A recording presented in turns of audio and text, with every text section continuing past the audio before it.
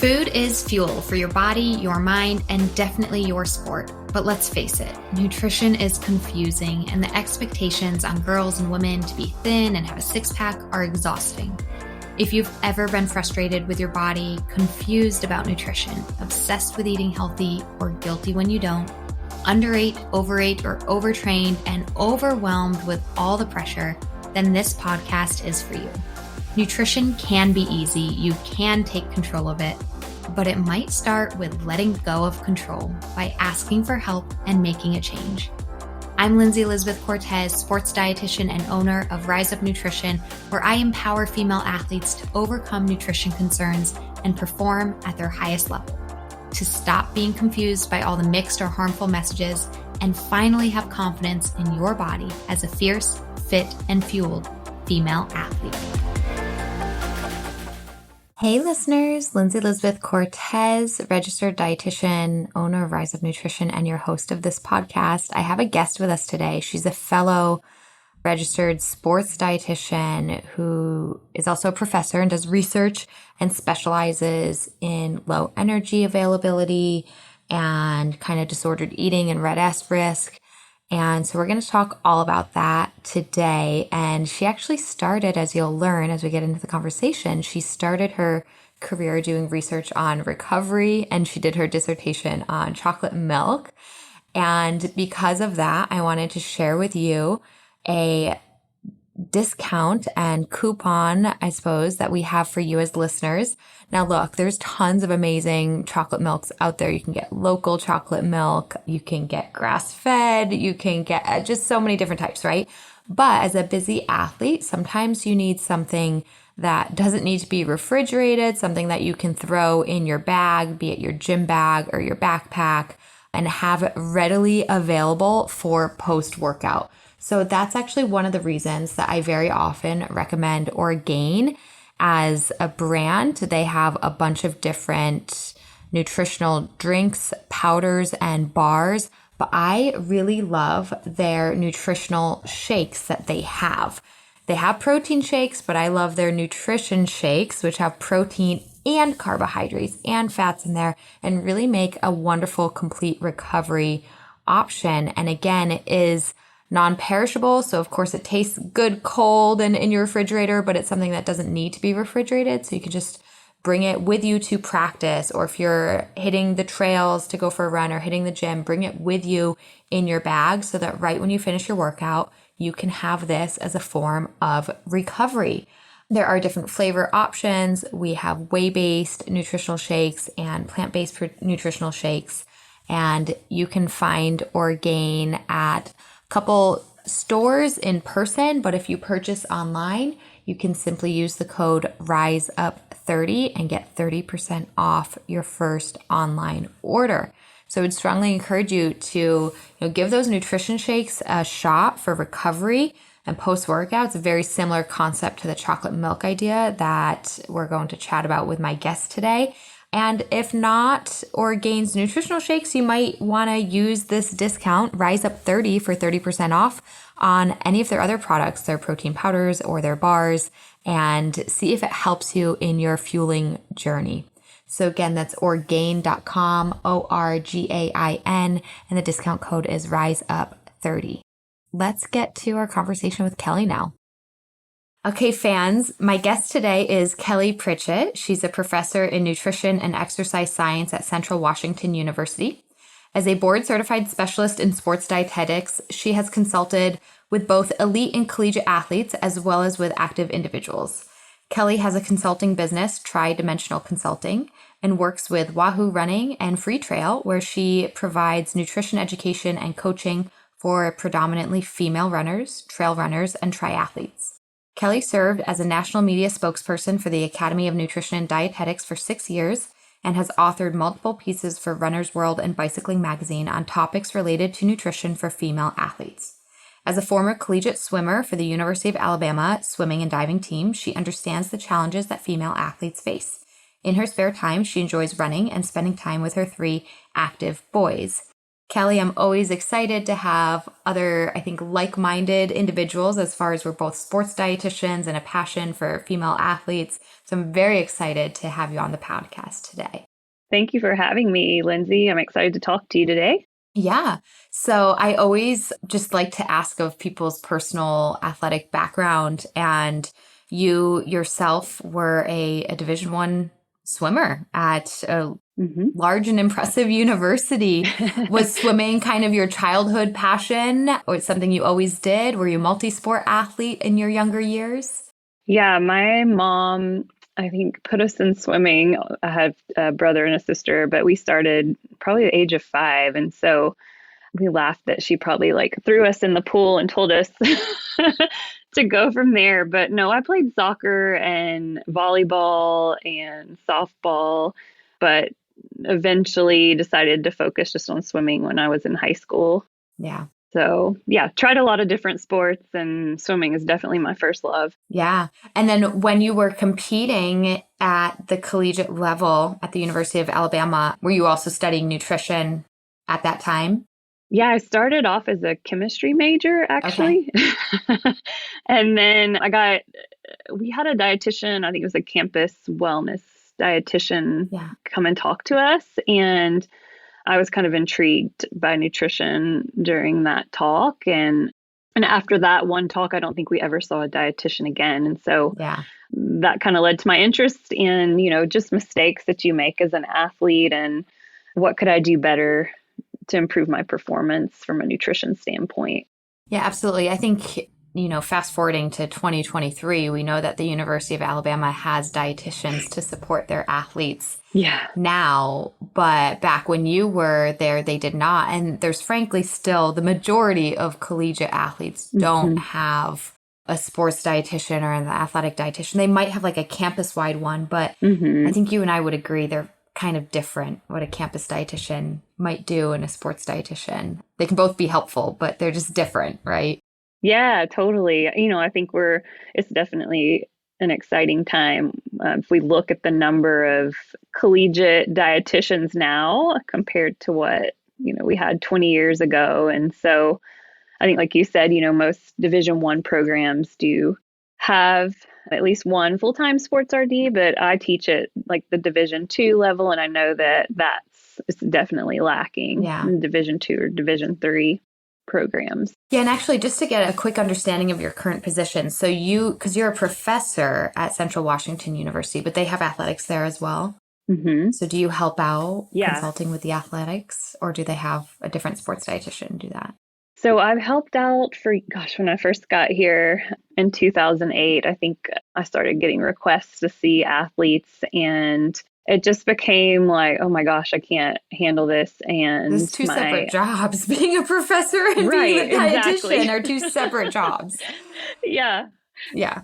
So I think, as an entry level, we're first starting out, we do a lot of these things out of the goodness of our heart because we love it. But, I quickly realized I can't do both of these things. So we worked hard to get a GA position in athletics funded. And so that helped reduce, the load. And Yeah, absolutely. And I think we were one of the first Division II programs to have a GA in sports nutrition. That's great. And just in case somebody's removed from academia, a GA is a graduate assistant. So somebody who's studying, getting their graduate degree in nutrition, but they're getting paid to work that job to help out the athletes. Yes. Yeah. They get their tuition covered, and then they typically get a stipend each month. Yeah. Super helpful. When I was in grad school, I was a TA, so teaching assistant. So I got to teach an undergrad course. It was so helpful from a financial perspective, but also incredibly helpful for my learning. When you're expected to teach other people, you've got to be on your game as far as your own knowledge goes. So it's so helpful. Exactly. Yeah. So going back to, I guess the inception of your career, you were chemistry, you had a talk with a campus dietitian, you were an athlete yourself, and that kind of sparked your interest to start studying nutrition. And I'm just curious because you mentioned there were maybe some pitfalls, some mistakes of your own. What were some of the struggles that you faced as a collegiate swimmer when it comes to fueling and nutrition? Yeah, definitely underfueling. I think the volume of training when I moved from high school to collegiate like doubled. As a high school athlete, I was maybe doing two-a-days like twice a week. And then we went to doing two-a-days almost every day except for Saturday. So it became just a really big change in exercise energy expenditure. And so I really had no idea in terms of fueling what I needed to be doing. And I think I lost my menstrual cycle my sophomore year and then had a calcaneal stress fracture. So, yeah, just knowledge wise, I think this was like an unintentional underfueling situation, but no one recognized it either. So, wow. And and it's so, this is why I love the term underfueling. I mean, I don't love it. It's not a good thing, but I like the term underfueling because it embodies all the situations where it's unintentional. I think a lot of people can understand, well, a lot of people don't understand it, but let me rephrase this, that there's that like intentional restriction, or just even if it's not like intentional from a place of like a disorder, but still a like, I want to eat clean with air quotes around it, right. Where there's like people are trying to cut down their diet and restrict, but there's also that I'm not trying to do that at all. I just had a lack of knowledge on how much my body needed. Or maybe I kept eating the same as I always was, but my training doubled right. And with training doubling, you run out of time too. So it's like, it's not like you have time to eat. And that's a huge thing that happens once your training increases. You run out of time to eat, and that's where underfueling can happen again. Yeah, you're totally right. I mean, I remember getting out of the pool at like 7:30 for an 8 o'clock class. And, did I grab breakfast on the way? I don't know if I did, but, just those sort of things where you're used to your parents making meals and all of a sudden you're put in this collegiate environment where no one's making meals for you. Maybe you're on a meal plan, but yeah, it's different. Yeah, for sure. So as you became a dietitian, did you know that you always wanted to specialize in kind of this concept of low energy availability or in female athletes? Because that is something you do specialize in now. Was that always your passion, or just something that kind of gradually happened?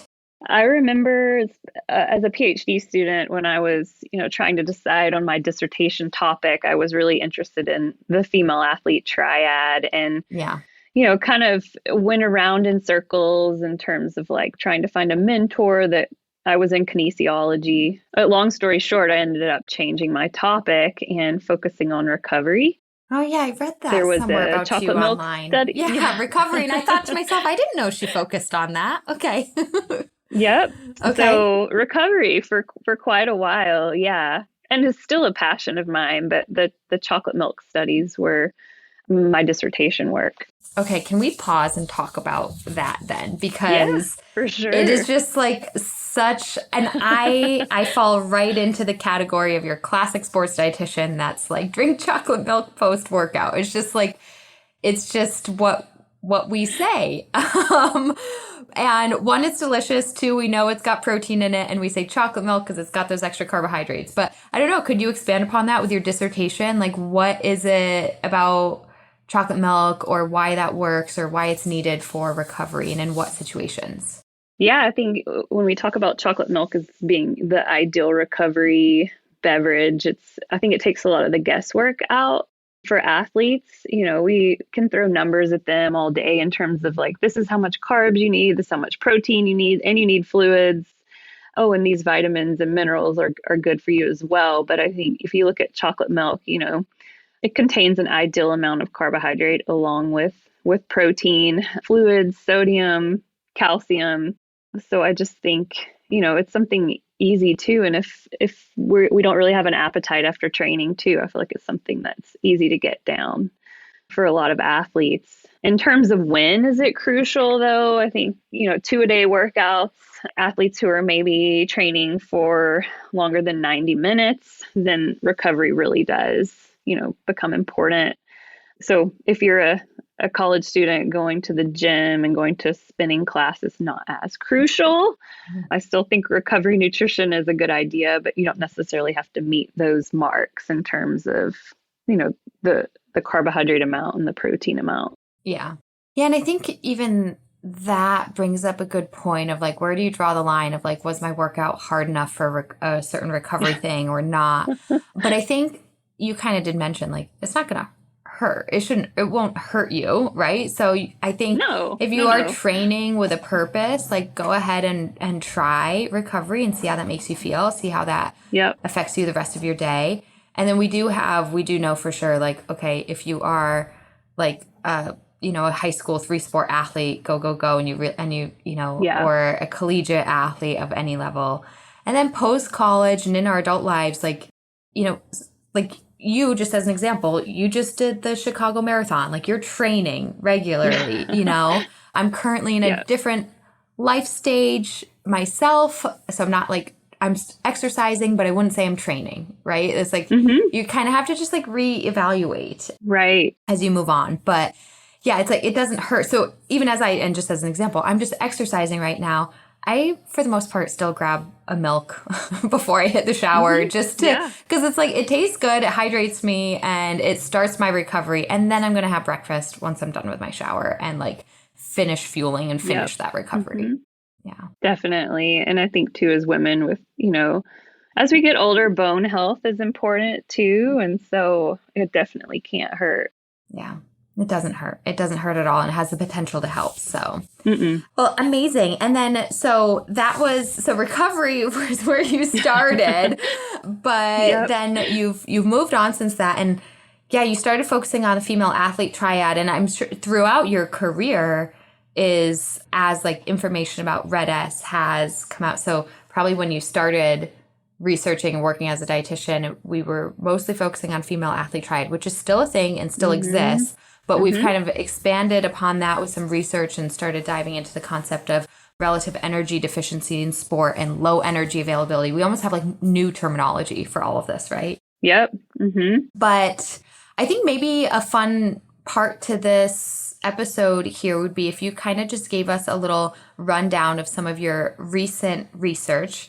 I want to start with one that you completed and you just correct me if I'm wrong, Kelly, about like, who's like the primary investigator of the research and things like that. But we had Keely Henninger on this podcast in episode number 85. And so I wanted to bring her up because you and her worked together for some research on exercise dependency. And I just wanted to give you a moment to maybe chat about some of that. Yeah. So the most recent study that was just accepted for publication, I conducted alongside with Keely Henninger, who is a professional trail runner. And when I first started working with her on this project, I think she was still working for Nike as an independent scientist. Yeah. And I had shared, I think on Instagram, another study with recreational runners, and she shared the graphic and the QR code. And so I don't remember what happened next, but we started talking about research. And so it was pretty cool because she was, I shared it with a few like prominent runners, but she was one of the ones that did share it. And so that's where this idea kind of evolved to look at trail running, and trail running being a relatively new sport. There hasn't been a lot of research conducted on it. Yeah, absolutely. And in it was, I think, the focus was on exercise dependency, right? To see, because in the trail running community, some of those races get like really, really long. I mean, 100-mile races, 200-mile races. And it's one of those things of like, okay, this is a sport and we're competing, but is this overlapping with some level of like exercise addiction or exercise dependency? Could you share about some of the, like, generally speaking, some of the results that were found? Was there a big overlap? Yeah, so we wanted to look at risk of low energy availability and risk of disordered eating and risk of exercise dependence in this population, as well as fueling strategies, which I could also share. But we found that about 43% of runners were at risk for low energy availability, and that 87% reported symptoms related to exercise dependence. So yeah, we did find that, that they seem to be interrelated. And another thing is that those female athletes who are at risk for low energy availability, they were less likely to meet the fueling recommendations during training and racing than those not at risk for low energy availability. 43% of these trail runners were at risk of low energy availability. I feel like that percentage is very much in line with what I've seen across a multitude of other studies, like low energy availability in collegiate athletes or in really, frankly, other sports or in a female population specifically. Like it always falls around that 40 mark. That's like, it's almost 50%, but maybe not quite. Right. Yeah. Yeah. To your point that it's a pretty high, from a training standpoint, a very high volume sport too. So it's kind of easy with such a high volume of training. It's unfortunately, I think, easy to be in that low energy availability category because you're just frankly burning through so much. Yeah. It's hard to keep up with. Yeah. And then when you and if they're not meeting, fueling needs during training and racing. So we kind of broke that up into looking at their runs that were 1 to 2.5 hours in duration and whether or not they met the 30 to 60 grams of carbohydrate per hour recommendation. And then 2.5 hours, the recommendations changed to 60 grams of carbohydrate per hour. And so we did find at that 2.5 hour mark that the majority are not meeting those recommendations. And so, that kind of has spurred some other research ideas in terms of like, what are the barriers? Is it GI related? Are they able to, is just getting that amount of calories in? What's the barrier? Yeah. Yeah. I think GI, appetite, taste preference, just like physical exhaustion at that point. You just don't want to eat sometimes. Right. Yeah. Or potentially even being so focused on like finishing that you don't want the distraction of eating potentially. I don't know. Yeah. That'll be other areas of research to tap into.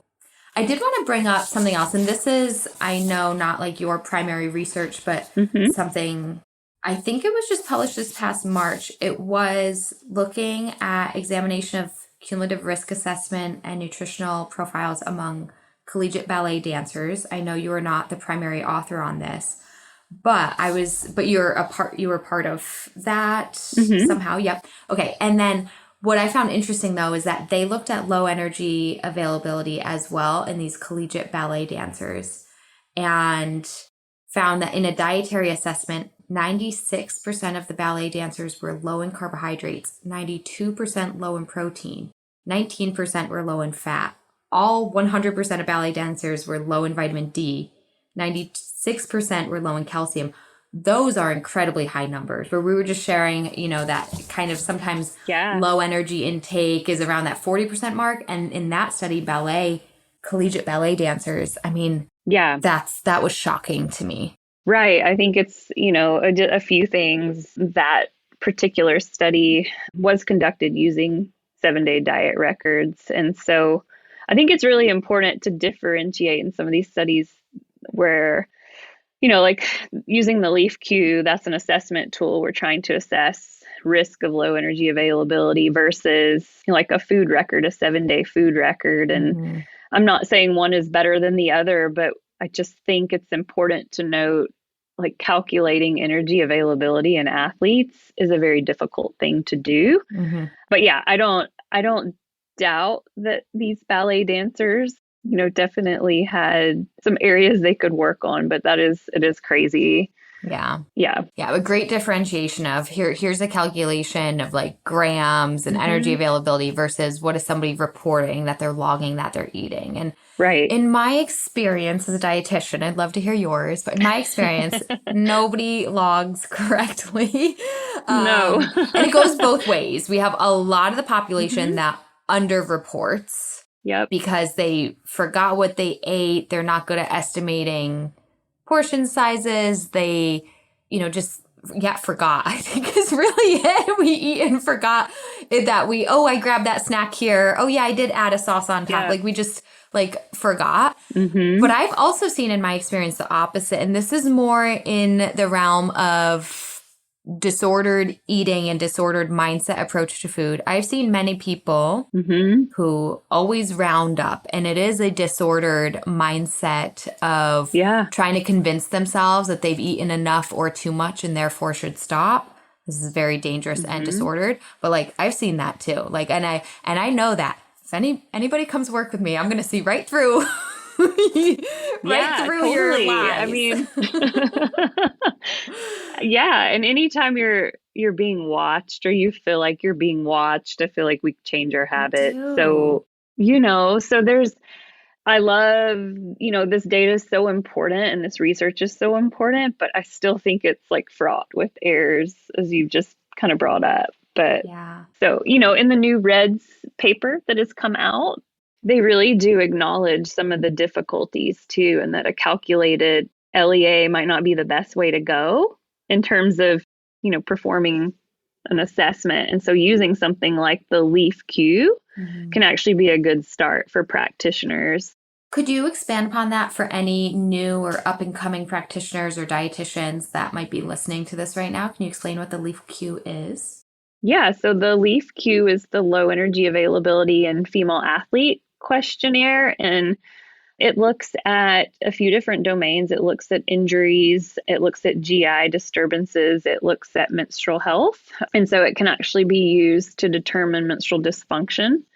But it's been clinically validated against low energy availability. So has a high sensitivity and specificity. So it can be used, I feel like, as an assessment tool in practice for dietitians versus trying to actually calculate energy availability yourself. Yeah. You need access to a DEXA to get fat-free mass. I mean, things like that that are just not practical.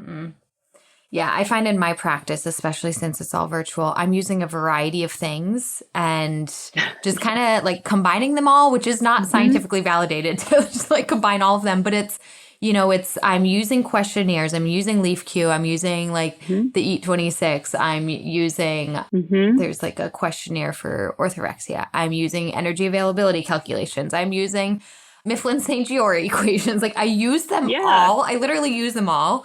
And then I like make my best educated guess. And this is why it's so important to know your clients too. Like this type of work, this is why when people themselves just go online and try and plug in their height and weight and like pop out some calculation for them, like it just doesn't work because we have to look beyond the numbers. We have to look at symptoms. We have to look at your training. We have to look at your history and like put it all together. And I think that's where the LEAF Q, as you just mentioned, is great because it's looking at those symptoms a little bit more than just numbers. Yeah, exactly. It's so individualized in terms of knowing, well, I need to do this with this athlete and maybe I need to do this with another athlete. It could just be a conversation like you've mentioned and looking at some of those signs and symptoms of underfueling. Are you recovering? Is your performance, do you feel like you're adapting to the training? Are you irritable? Those sort of things that I feel like could be red flags too. Absolutely. So you had some other research recently on collegiate and recreational runners. Would you be willing to share with us kind of what was the intent or purpose of this research and what were some of those findings in maybe some differences in the collegiate population versus the recreational population when it comes to the sport of running? So yeah, those two studies, I had 2 grad students that conducted those studies last year. It was a survey-based study too, similar to the trail runner paper where we used the LEAF Q to assess low energy availability risk. And we used the DESA-6, which is the disordered eating and screening tool for athletes. It's got 6 questions. So we did use that because it was relatively shorter and it is noted in the new REDS consensus paper as being a tool that would be acceptable to use. But we did find similar numbers in the recreational runners around that sort of 40-45%. Yeah. And similar in the collegiate runners too. And so one thing we did compare with we wanted to look at Division 1, 2, and 3. and see if there were any differences there. We noted no differences. One thing retrospectively I wish we would have asked in the collegiate study is about access to a dietitian or had they had previous education, those types of things. So I think that might be interesting to look at. Although I think you would probably agree with me that you can have all the knowledge in the world, but it might not change your behavior. So that's a direction that I think would be interesting to take with research next as well. Absolutely. So such a good point about, or interesting insight that, low energy availability and RED-S was pretty similar numbers between the collegiate athletes and the recreational athletes. Going back to our conversation about recovery and chocolate milk, there's so many times when people can doubt themselves. Oh, I'm not an athlete, and it's like, yeah, you are. You're going out on a run. The average person doesn't just run for fun. Exactly. Like, give yourself credit. Start treating yourself like an athlete, because otherwise you're going to fall right into that same category. Oh my goodness. I know, Kelly, you'll appreciate this because you have children. You're a boy mom. I'm a boy mom of two. And okay. We're reading that book.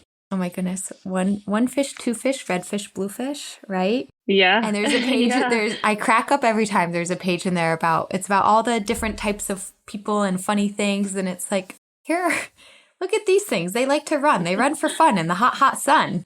What a funny thing they do. And anyways, this is Dr. Seuss. But every time I go to that page, I'm like, that is funny that these things just run in the hot sun for fun. Who would do that? Who would do that? Us crazy no one. Runners. Right. So to the recreational athlete of any sport, to the recreational runner, like, treat yourself like an athlete, because that's not I don't want to say it's not normal, but like give yourself credit for what you are doing is what I want to say. Give yourself credit for the physical activity that you are doing. Exactly. And that's one of the reasons, we wanted to look at that population, is because I do think they're maybe often overlooked, like you said, and they could easily be doing similar training volumes to collegiate runners. I mean, just because they're recreational, it doesn't necessarily define the training volume too. And a lot of them may get into it for weight loss purposes too. Yeah, and that's the danger of low energy availability as well. If they got into it for weight loss purposes, maybe they weren't eating enough to begin with too. Yep. Yeah. Exactly. And I know that study was still done in a similar like age category, but we think about, post-college, the majority of people, especially in the sport of running, it is recreational. I run, you run, and we're competitive, but like we're still doing it just for fun at the end of the day, 100%. Yeah.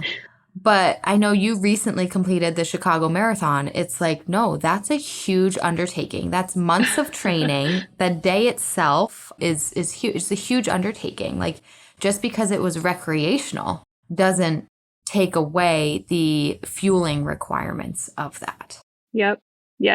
I know. And it's, I tell my athletes oftentimes, I'm out there for 5 hours. They'll ask, do I need to fuel as much as someone running a 3-hour marathon? Well, yes, you do. I mean, if anything, it becomes more important. So you're out just there because 2 hours longer. You're not as, right. You're not as fast as person X, that doesn't mean your needs are any less. So I think there's maybe a misconception there as well. I know, speaking specifically to the sport of running too, actually, some runners that may take longer, you actually do have other challenges. Like if the race started early in the morning and it was cool, but now you're on the course longer, it's like, is it getting hot now? You've lost more fluid, more electrolytes. Like the other runners that finish have already had a meal. Like you haven't had a meal yet. Like there's, and I say that from a place of like compassion, that you actually do need to validate how much effort this is for you and your nutrition requirements. Yeah, I think you're right. If anything, it's more impressive in my opinion. Yeah, just, they're out there a lot longer and there's a lot more variables, definitely. Absolutely. Yeah. Okay, there was one other thing that I just feel like I know this isn't a primary study of yours, and it's 2021 that it was published, so it's older, but I just thought it was really interesting. This was energy balance and eating disorder risk behavior among athletic trainers. And the reason I wanted to bring this up is because we're having that conversation about athletes and then like recreational, and then these are people who support athletes, not even necessarily, right, the person in the game or competition itself. Mm-hmm. But this study actually did find that athletic trainers, it was a small study, that it was a really small sample size, Yeah. really small sample size, but still 84% had eating disorder risk. Right. Oh my goodness. So it's kind of almost, Yeah. I think that kind of just contributes to the idea of we're in and surrounded by sports, that in this profession of athletic trainers, maybe there's other like caretakers, people who are on their feet a lot. I see this a lot with like, I don't know, like physical therapists or nurses who are like on their feet caring for other people all day and like not taking care of themselves. Yeah, exactly. So this study was conducted along with Tony Torres McGee, who's one of my colleagues, but I have done a lot of work with her and some of her students. So she is an athletic trainer, and I think this idea kind of evolved in the fact that like athletic trainers have really busy schedules in terms of the hours that they put in. And so I think that's just one of the things that was really noted is that, they don't take time to sit down and have a meal, or so taking care of their, health and diet. Really, we should do some things to, improve our efforts there. Absolutely. Yeah. It's supporting the athlete and the people who support that athlete as well. Right. Exactly. Mm-hmm. Yeah. So Kelly, do you have are you or any of your students currently working on research that you're really jazzed about and excited about that you'd like to share? Or do you have any, I know so much with research, sometimes you're looking for participants or you have online studies, like online questionnaires that you're blasting out, anything like that? Yeah, I have a student next year. We're going to use the REDS Cat 2 tool, which is a new assessment tool that's just come out. And we're going to focus on volleyball, our ball sports. So volleyball, rugby, basketball, and soccer, which are, I would say, sports that are, kind of overlooked in this area of research. And we're going to do DEXs and LEAF Qs and EDE Qs, which are, all included as part of the REDS Cat 2 assessment tool. Yeah, I think that's so important. I had a group call with my clients last night, and we were presenting some research that was on runners. And I actually paused and shared with my clients. I was like, look, not all of you are runners here, but problem is it's almost like sports like running, swimming, biking, cycling, like it's honestly just easier to conduct research on that population because it's like easier to just like run a 5K, run a 10K, and like there's a start and an end. But it's like, oh, there's a 2-hour soccer practice or, a 60-minute volleyball match. And it's like, you can't control for everything happening during that. It's like, how much did you run versus how much did the game stop with the whistles blowing and like your position that you were playing? How much time did you actually exert an effort? So it's a lot harder, I think, to do when it comes to the physical component, to do research on those stop and go sports or those ball sports. We need it because, it's like, okay, well, in soccer, they are running. So it's helpful to have the running research because we can translate it a little bit, but it's not quite the same. Right. Yeah, exactly. And I think we know they're all high intensity sports. So they do come with the high energy demand. But like you mentioned, it's so variable from probably position to position, sport to sport versus, capturing the energy cost of running. We can put someone on a treadmill and do that easily. But we're curious. I've done a study before with volleyball. This was like 2012, where I think we looked at eating disorder risk and some of their fueling habits. And so even though it's not a ball sport, I do think that, volleyball has been flagged as being one of those sports that's at risk. If you think about, we could talk about this all day, but the clothing differences too, and the uniforms that some of these sports are wearing. and how that's changed over the years and how that might contribute as well. Yeah, absolutely. Yeah, I think, nobody's at risk of underfueling, red S or sorry, nobody is immune to underfueling or red S, but there certainly are some pockets of sports or people that might be at a higher risk just with kind of the demand of that sport or the environment that they're in. And I've seen that too in my experience as well with volleyball. Yeah. Yeah, absolutely. Well, Kelly, this was just a fun conversation. I think insightful, and I love sharing statistics, a little bit more of that like science angle, and just sharing your journey. And it's so great that we're continuing to push for research in those pockets that we're like, oh, we don't have this yet in in these ball sports and stuff. So we need to figure that out. So thank you for all the work that you do and continuing to get more answers, because with answers, we can get better support and resources. Of course. Thank you for inviting me on the show. Yeah. And before you leave, I do have a few more questions that are a little more fun. Well, I think it's been fun the whole time, but here's a few more fun questions. Kelly, if there's one food you could eat every single day for the rest of your life and never be sick of it, what would it be?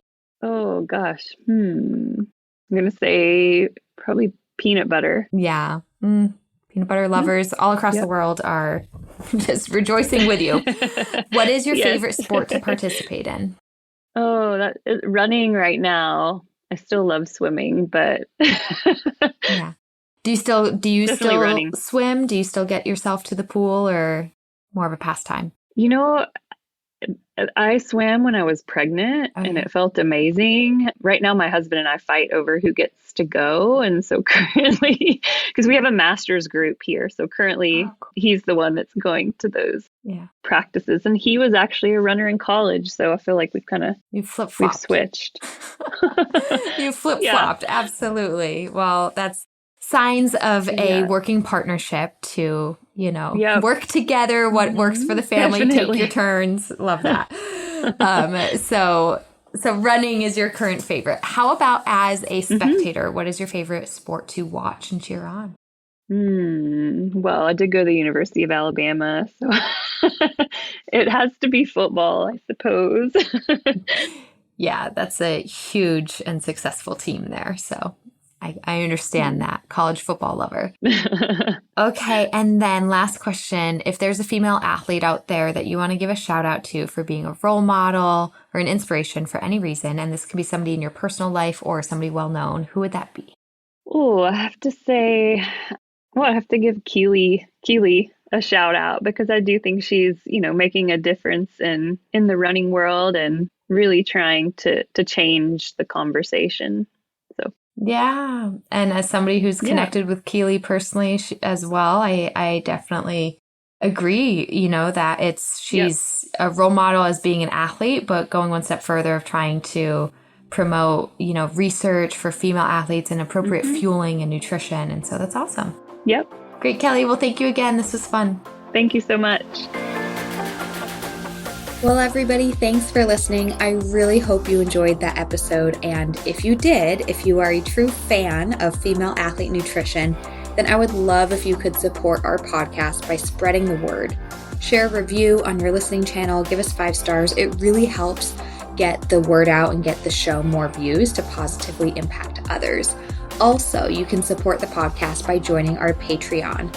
Head to patreon.com/femaleathletenutrition to consider a donation, or even better, join our membership where you get extra monthly content and perks.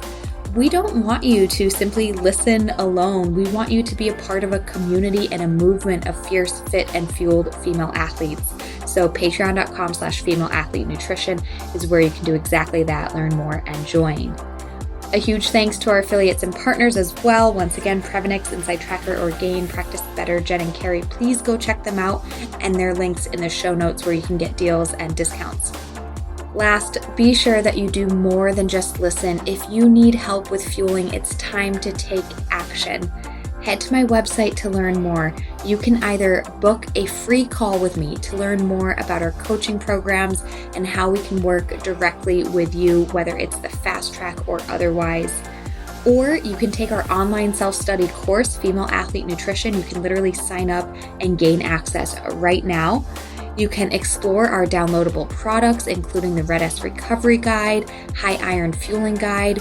Or if you are a coach of a team, check out our brand new Coaches Toolkit for teams. You can also just learn more. We have a blog, a Red S quiz to see if Red S is affecting you. If you need help, I want you to get help fast. Too many girls and athletes struggle with nutrition, but you don't have to any longer.